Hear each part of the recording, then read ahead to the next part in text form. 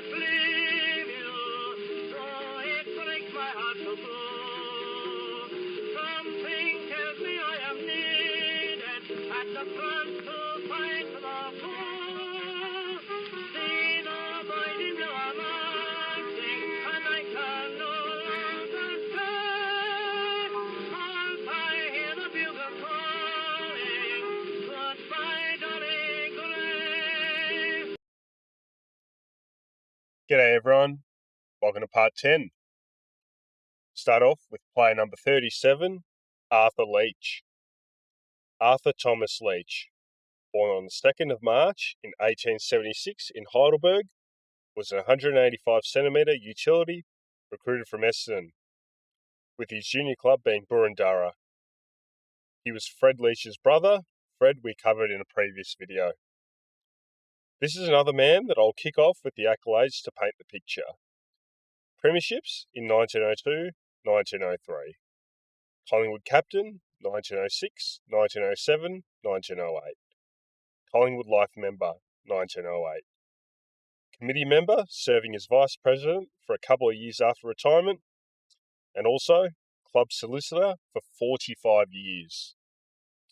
He was also the treasurer of the Moonee Valley Racing Club, and lastly, he was the Lord Mayor of Malvern in 1914 and 15.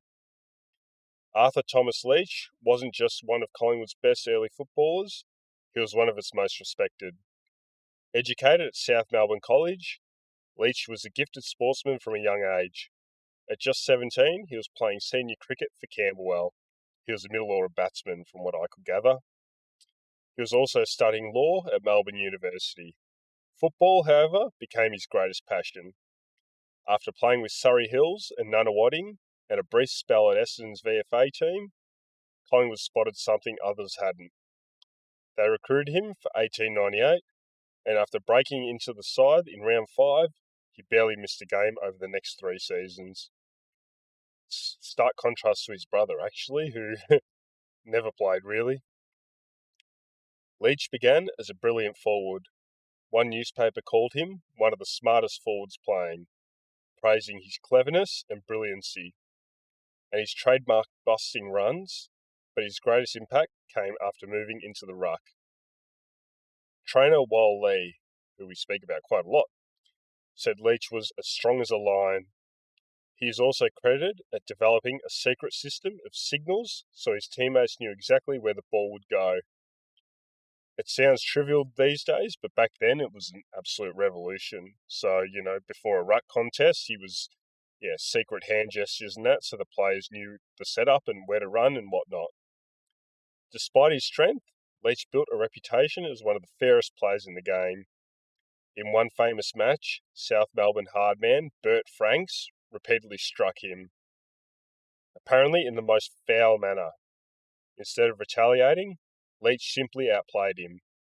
The age praised his amazing self-control, while the leader suggested his restraint probably prevented an all-in brawl. He was always a ball player. By then, Leach had become indispensable. One writer declared, when Arthur Leach was in, Collingwood's ruck was very good. When he was out, it was noticeably poor. Another described him as the cavalier of the ruck, while the Australasian called him a versatile all-round genius. Off the field, he was excelling. The same week he debuted for Essendon a few years prior, he qualified as a barrister and solicitor, later establishing the successful Burke Street firm Leach and Thompson. When internal divisions rocked Collingwood in 1906, Leach was appointed captain. His calm leadership steadied the ship, earning enormous respect from teammates and administrators. Even after retiring, Collingwood couldn't let him go. He became vice president. He also stayed fit in case he was needed for finals that next year, and even injured his knee during what was supposed to be a honeymoon trip to Sydney after turning out for a pracky. Oh, I would have loved to hear what his wife said. Leach remained serving until shortly before his death in 1948. Such was his reputation that one newspaper even declared him as football's first independent match reviewer. That's a remarkable tribute. Arthur died in Camberwell on the 1st of October in 1948, aged 72. A little obituary in the Argus reads, Leach, on October 1 at Camberwell. Arthur Thomas, eldest son of the late Thomas and Emma Leach, brother of Fred, Mary and Edward, peacefully sleeping. Player number 38, Bob Bird.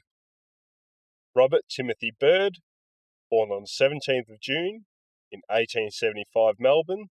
He was recruited from the Collingwood Juniors as a forward pocket, standing 174 centimetres. His debut in round 15 was his only game for the club. He kicked a goal as the Magpies recorded a 76-point win over St Kilda at the Junction Oval. At year's end, he would transfer to Carlton and play 20 games there before the end of his career for unknown reasons. The photo in picture actually is him in his Carlton days, so that's a Carlton Guernsey. Bob passed away on July 21st, 1946, at the age of 71 in Heidelberg, Melbourne.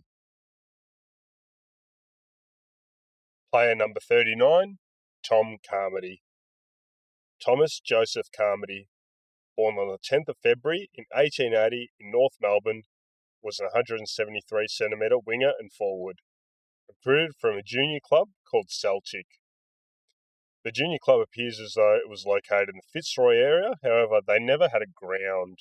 They sort of would just play wherever a ground was available. So they played in Fitzroy, they actually played a couple games at Victoria Park. Yeah, they didn't exist for too long. Tom seemed to have been the ultimate fringe player. His photo actually is him in a suit next to the team, so that probably shows you where he was at. It's a career that spanned across 2 stints. Very little is known about him. His best day out was a 2-goal effort against the Saints in a win in 1899. As I always say, if you're a family member or any of the sort and you've stumbled across this, please get in touch. These are the sort of guys we would love to hear more about. Carmody lived out his life as a local resident in Melbourne's inner suburbs. An obituary reads, The Argus, Carmody. On the 23rd of May, at East Melbourne, Thomas Joseph, beloved son of the late Patrick and Margaret Carmody, and loving brother of John, Mary and Margaret, aged 52 years, late of North Melbourne and Collingwood. Rest in peace. He was laid to rest at the Melbourne General Cemetery in Carlton. Player number 40, Pat Fitzgerald. Now I know what you're thinking. This is going to be a bit of a nothing story. Well, very interesting for a guy that's played one game. William Patrick Fitzgerald, born on the 12th of March in 1874 in Bairnsdale. He was an 171cm winger, recruited from South St Kilda. For a one-gamer, we have an interesting and tragic story. He was an athlete.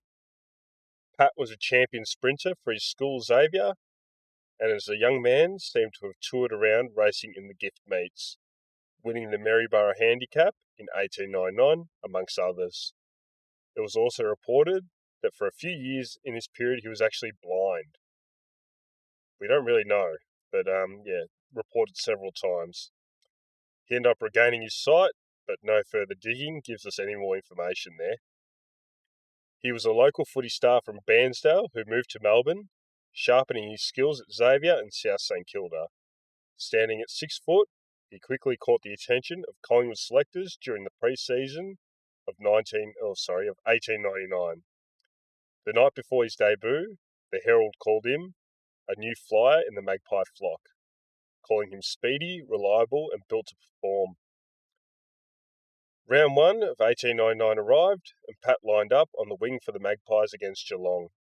With his elite athletic background, the wide open spaces of the wing seemed like the perfect fit. But the game didn't go as planned. Pat struggled to get a touch and the critics were unforgiving. The next week, newspapers bluntly noted he did very little and had much to learn. Just like that, Pat was dropped and he never played another game for the Pies. Following his short footy stint, Pat returned to his true passion, track running. He went on to become one of the fastest sprinters in the state. even holding the 100-yard dash record. But in March of 1903, disaster struck. While riding his horse home to Bairnsdale with an old schoolmate, he was thrown from the mount. He suffered severe injuries and passed away early the next morning, on the 25th of March, 1903. He was just 29.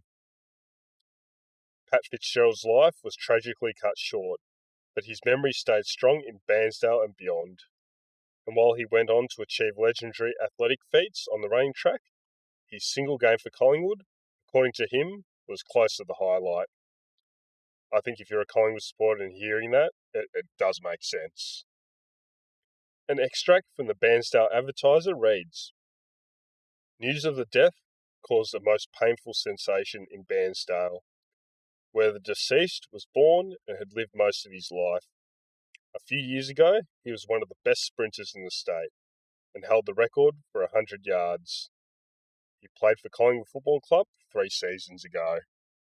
Rest in peace." That concludes this video.